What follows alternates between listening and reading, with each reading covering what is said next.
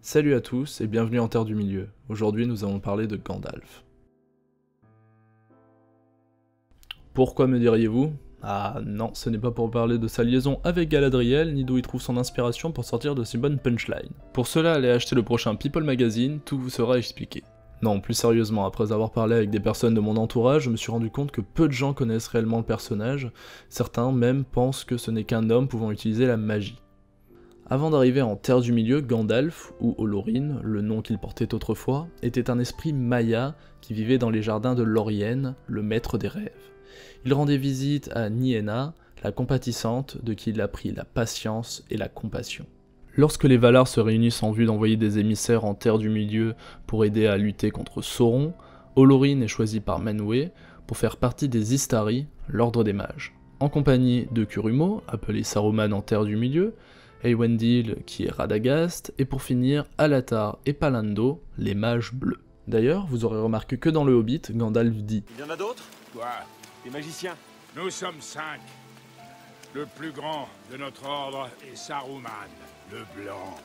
Ensuite, il y a les 2 mages bleus. Je ne sais plus du tout comment ils s'appellent. » Il dit ça parce que Tolkien nous a jamais révélé leur nom une fois arrivé en Terre du Milieu. Olorin est envoyé sur la Terre du Milieu vers l'an 1000 du Troisième Âge, il noue des relations privilégiées avec les elfes, chez qui il est appelé Mithrandir, ce qui veut dire le pèlerin gris. À son arrivée au Havre Gris, et là je ne parle pas de la ville qui se trouve au nord de la France, l'elfe Círdan, qui voit en Gandalf un être bien plus important que son apparence semble le suggérer, lui remet l'anneau Narea, l'anneau de feu. Oui, vous savez, un de ces anneaux là. Tout commença lorsque les grands anneaux furent forgés. 3 furent donnés aux elfes, immortels, les plus sages et les plus respectables de tous les êtres. Pendant plus de 2000 ans, il lutte contre les puissances maléfiques qui s'étendent sur la Terre du Milieu, et c'est en 2941 du Troisième Âge qu'il déclenche la quête du Mont Solitaire qui entraînera la mort de Smaug le Doré.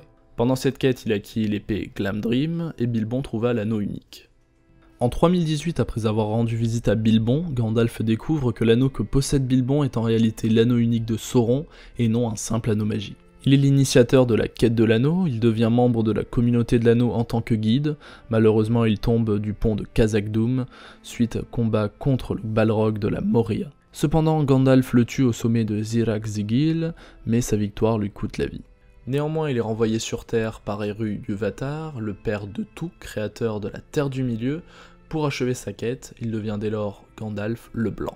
Il aide ensuite Théoden, roi du Rohan, à se défaire de l'emprise de Grima, langue de serpent. Il apporte une aide décisive lors de la bataille de Fort-le-Corps, en apparaissant à l'aube après une nuit entière de combat, avec un renfort de 1000 fantassins commandé par Erkenbran, qu'il avait été chercher. Il expulse par la suite Saruman de l'ordre des magiciens, en brisant son bâton. Le Rohan libéré de la menace de l'Isengard, et les troupes de Sauron s'agitant à l'est, il décide de se rendre en toute hâte à Minas Tirith afin de prévenir l'intendant du Gondor, Denethor II, et aide à la défense de la cité. Lors de la bataille du champ des Pelennor, il prend le commandement des troupes gondoriennes assiégées suite à la folie de l'intendant, et affronte le roi sorcier Dangmar, seigneur des Nazgûl, devant la porte de Minas Tirith. Il participe également à la bataille de la Porte Noire, la dernière livrée contre Sauron. Après la chute de Sauron, Gandalf couronne Aragorn aux portes de Minas Tirith. Enfin, il raccompagne les hobbits aux portes de la comté avant d'aller voir une dernière fois Tom Bombadil. En 3021 du Troisième Âge, il quitte alors la Terre du Milieu pour retourner au Valinor, la demeure des Valar, avec les principaux porteurs d'anneaux, Frodon, Bilbon, Galadriel et Elrond. Voilà qui conclut cette vidéo dédiée à Gandalf. J'espère que je vous aurai appris des choses sur ce personnage qui a un rôle majeur que ce soit dans le Hobbit ou le Seigneur des Anneaux. Je n'ai encore une fois pas tout évoqué dans le détail, comme par exemple le fait qu'il aide Aragorn à trouver une pousse de l'arbre des rois sur le mont Monduin, mais je me suis concentré sur les actes marquants de sa vie. J'espère que cela vous aura plu. Sachez que vous pouvez à présent me retrouver sur Facebook et Twitter, et n'oubliez pas qu'en vous abonnant ou en mettant un pouce bleu, vous faites vivre la chaîne. Je finirai sur une citation de Gandalf: « Le tirage était le mien, j'étais l'ennemi de Sauron, ma tâche est achevée, je partirai bientôt. » Allez, à très bientôt, et à la prochaine. Ciao.